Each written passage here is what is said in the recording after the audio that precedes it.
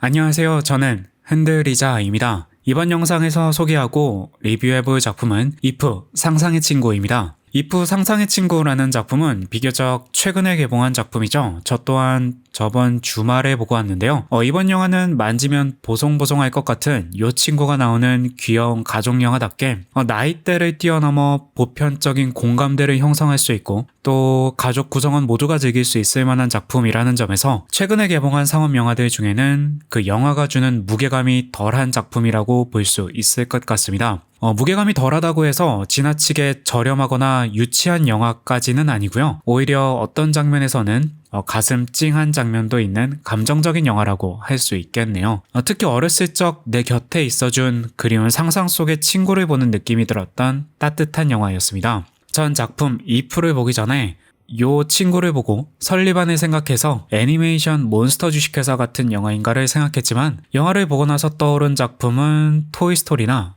코코 같은 작품이었습니다. 토이스토리나 코코는 영화사 초기부터 만들어진 장대한 애니메이션의 역사에서 분명 한 자리를 차지할 수 있는 정말 뛰어난 작품이죠. 특히 제 주변에도 토이스토리 시리즈를 좋아하시는 분들이 많이들 계신데요. 이 두 편의 시리즈 토이스토리와 코코를 관통하는 주제인 아련한 기억이나 또는 추억이 이번 영화 이프에도 잘 묻어났기 때문에 아마 많은 분들이 저와 비슷한 생각을 하시지 않을까 싶습니다. 영화 이프는 존 크레신스키가 만든 작품입니다. 존 크레신스키라는 이름은 혹시 낯설더라도 얼굴은 좀 낯이 익지 않으신가요?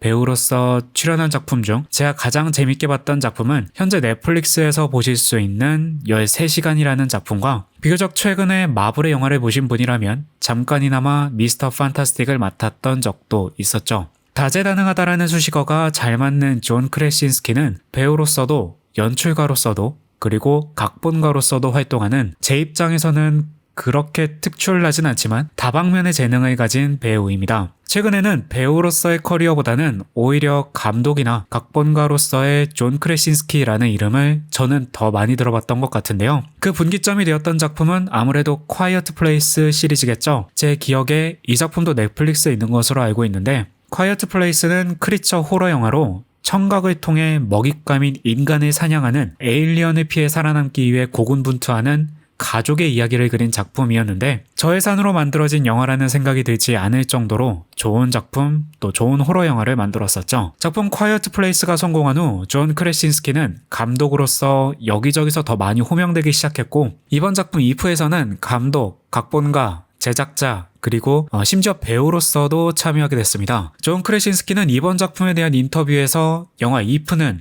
나의 가장 개인적인 영화이고 또 아이들을 위해 이 영화를 만들었다고 하는데 아이들도 물론 흥미롭게 볼 수 있겠지만 제게는 이제 20대 또는 30대에 접어든 성숙한 티를 내야 하는 저와 비슷한 나이대인 분들이 이 영화를 본다면 내가 어렸을 적에 감정적으로 위탁했던 인형이나 혹시 상상의 친구를 찾아보고 싶어 하시지 않을까 싶은 작품이었죠. 영화 이프에는 목소리만 나오는 배우를 포함해 참 많은 배우들이 참여한 작품이죠. 잘 알려진 배우들만 나열해보자면 스티븐 카렐부터 아쿠아피나, 조지 클루니, 브래들리 쿠퍼 그리고 맷 데이먼이 목소리로만 출연을 했는데 각자가 독특한 캐릭터들을 이번 작품에서 연기했죠. 또한 인간형이라고 할까요? 이런 종류의 작품에서 꼭 나오는 그런 조합들이 있잖아요. 인간과 캐릭터. 대표적인 배우로는 케일리 플레밍과 라이언 레이놀즈가 있겠죠. 케일리 플레밍이라는 배우는 저는 이번 작품을 통해서 처음 본 배우인데 영화 이프에서는 비라는 배역을 연기하고 그 역할은 영화에서 이프라고 부르는 요 상상 속의 친구들을 인간들과 다시 한번 연결해주는 역할을 하고 있었죠. 배우 케일리 플레밍은 영화 이프에서 나쁘지 않은 연기를 보여줬지만 그렇다고 막 훌륭하다고까지는 말을 못할 것 같아요. 이 배우의 나이가 제가 구글로 서치해봤을 때 17살이라고 나오는데 워낙에 그 나이 때부터 훌륭했던 좋은 배우 선배들이 있어서 그런지 저의 눈높이가 심하게 올라간 것도 있겠지만 영화에서 배우 케일리 플레밍이 특정 장면에서는 스스로 어색해하고 있다는 게 저는 느껴졌거든요. 하지만 경험이 부족한 배우이니 더 보강될 것이라고 보고 다음 영화에서는 더 좋은 연기를 보여주길 기대해야죠.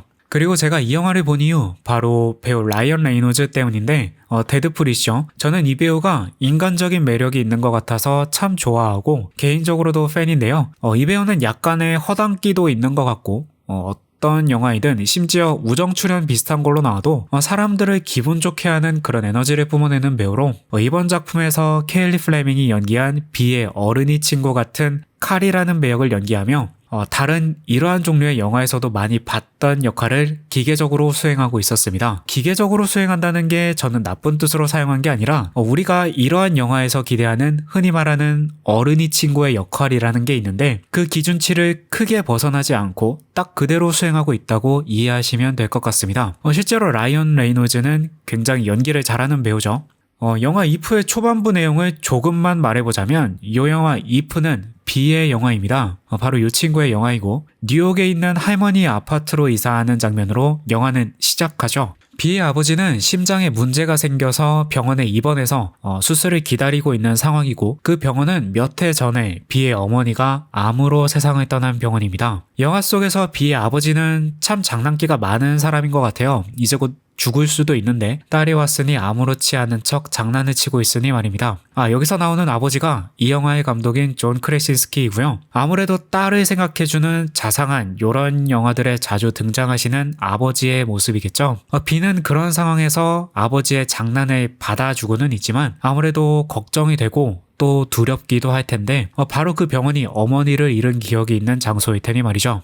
아버지를 만나고 집으로 돌아온 비는 돌아가신 어머니가 오래전에 촬영한 캠코더를 들여다보고 있습니다. 그런데 배터리가 떨어지게 되고 이 배터리를 사러 근처 마트로 가죠. 그리고 돌아오는 길에 사람이 아닌 이상한 더듬이 모양의 생명체를 발견하게 되고 신기해서 따라갑니다. 하지만 제대로 보지는 못하고요. 다음날 일련의 사건을 겪은 뒤에 칼과 요 둥글둥글하게 생긴 블루를 보게 되고 마침 할머니와 같은 건물 꼭대기층에 살고 있는 칼의 집으로 가서 어젯밤에 본 그 이상한 생명체를 만나게 되죠. 이름은 블라썸이었습니다. 이때 비는 너무 놀라서 기절하고요. 정신을 차린 비는 칼에게 저 친구들은 사람의 상상이 만들어낸 상상 속의 친구들 이프라고 설명해주며 영화는 본격적으로 시작하게 됩니다. 영화 이프는 누구나 혼자일 때 또는 괴로울 때 나의 속마음을 터놓을 수 있는 그리고 의지할 수 있는 상상 속의 친구를 현실화시켜서 내 눈앞에서 볼 수 있다면이라는 생각으로 시작한 작품으로 보입니다. 그에 걸맞게 정말 가지각색의 독특한 캐릭터들이 나오죠. 이런 종류의 가족영화는 캐릭터 디자인이 얼마나 매력적인가가 가장 중요하다고 생각하는데 전 영화를 보기 전에 처음 포스터만 봤을 때는 생김새가 지나치게 단순하지 않나 생각했지만 되게 이런 상상의 친구를 만드는 인간들의 나이가 아동이라는 것을 고려한다면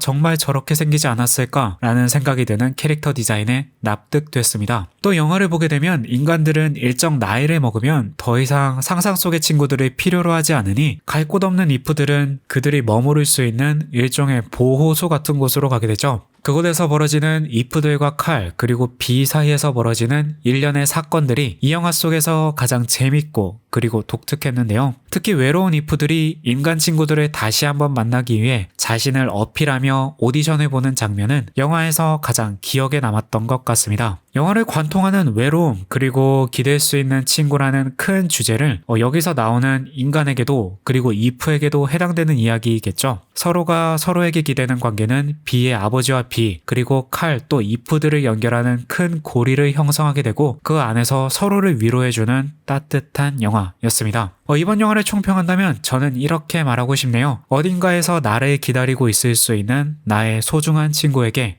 고맙고 고마워. 영상이 마음에 드셨다면 구독, 좋아요, 알림 설정은 컨텐츠 제작자에게 큰 힘이 됩니다. 저는 다음에도 좋은 작품으로 돌아오겠습니다. 감사합니다.